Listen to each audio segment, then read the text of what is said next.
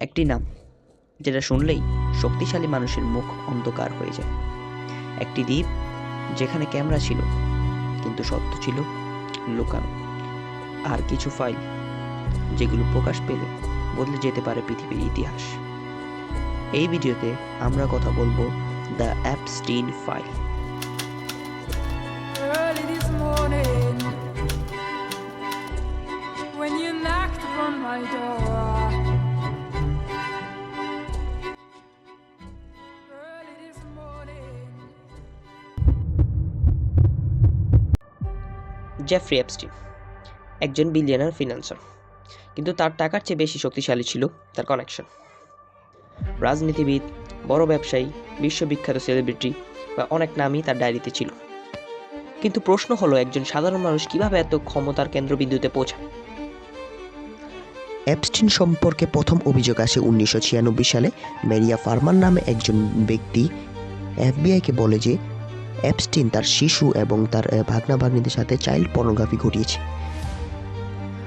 পরে মার্কিন বিচার বিভাগ ও এফবিআইয়ের যৌথ তদন্তে বেরিয়ে আসে যে ফ্লোরিডার পান বিচে আরেক 14 বছর বয়সের কিশোরীর যৌন নিগ্রহের ঘটনা। 2006 সালে এই ইস্যুতে মামলা হলে বেরিয়ে আসে চঞ্চলতা তথ্য। এসব ফাইল দীর্ঘদিন আটকে থাকলেও 2025 সালের শেষে এসে মার্কিন কংগ্রেসের সদস্যরা মনে করেন যে জনগণের কাছে তাদের জবাব দিতে হবে। তাই তারা সিদ্ধান্ত নেয় যে অ্যাপস্টিন ফাইল পাবলিক। মার্কিন প্রেসিডেন্ট ডোনাল্ড ট্রাম্প কিছুটা অনিচ্ছুক ছিলেন এই অ্যাপস্টিন ফাইল প্রকাশের দিক দিয়ে, কেননা তার নিজের এবং তার প্রতিদ্বন্দ্বী বিল ক্লিনটনের নাম আসায় কিছুটা রাজনৈতিক অস্থিরতা ছিল। কোনো পক্ষই চাইছিল না যে নির্বাচনের আগে এই অ্যাপস্টিন ফাইলগুলো প্রকাশ করা হোক জনগণের কাছে। পরে অবশ্য কংগ্রেসের চাপে ট্রাম্পকে এ বিলে সই করতে বাধ্য হয়। পরে প্রকাশিত হয় অ্যাপস্টিন ফাইল।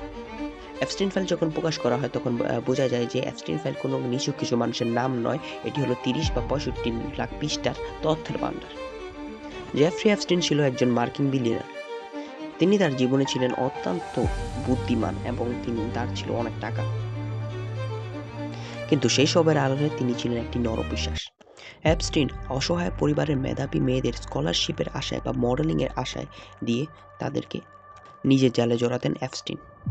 আবার তার দ্বীপে কোনো বিখ্যাত নেতা বা প্রভাবশালী কেউ আসলে তিনি তা ভিডিও করে রেখে দিতেন। পরে সে ভিডিও ব্যবহার করতেন তাদের ব্ল্যাকমেলের জন্য। 2019 সালে অ্যাপস্টিন আবার গ্রেফতার হন বিশাল পরিসরের নাবালিকা পাচারের অভিযোগে। পরে কিছুদিন পর তাকে কারাগারে মৃত অবস্থায় পাওয়া যায়।